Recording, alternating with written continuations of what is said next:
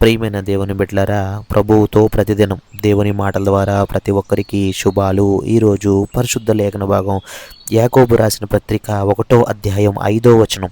మీలో ఎవనికైనాను జ్ఞానము కొదువుగా ఉన్న ఎడల అతడు దేవునిని అడగవలెను, అప్పుడది అతనికి అనుగ్రహింపబడును. ఆయన ఎవనిని గద్దింపక అందరికిని ధారాళముగా దయచేయువాడు. ప్రియమైన దేవుని బిడ్డలారా, ఈ వాగ్దానం చూడండి. మన జీవితంలో ఏ నిర్ణయం తీసుకోవాలన్నా కూడా నువ్వు ఎప్పుడైనా సరే నీ నిర్ణయాలకి తెలియక ఏమైనా గందరగోళానికి గురవుతున్నప్పుడు దేవుడు అంటున్నాడు, నీకు జ్ఞానం లేకపోతే నువ్వు నన్ను అడుగు, నేను నీకు ఇస్తాను. ఆయన యావత్తు జ్ఞాన సంపన్నుడు. ఆయన ఎదుట అడిగిన వారిని ఆయన ఎప్పుడు కూడా తిరస్కరించడు.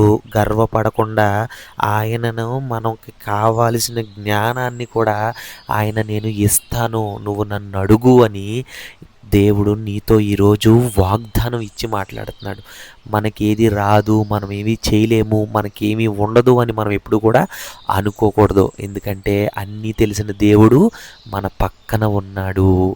జ్ఞానాన్ని మించిన దేవుడు మన పక్కన ఉన్నాడు కాబట్టి మనకి ఆయనే సర్వాన్ని కూడా అన్నీ కూడా ఆయన ద్వారానే మనకి లభిస్తాయి.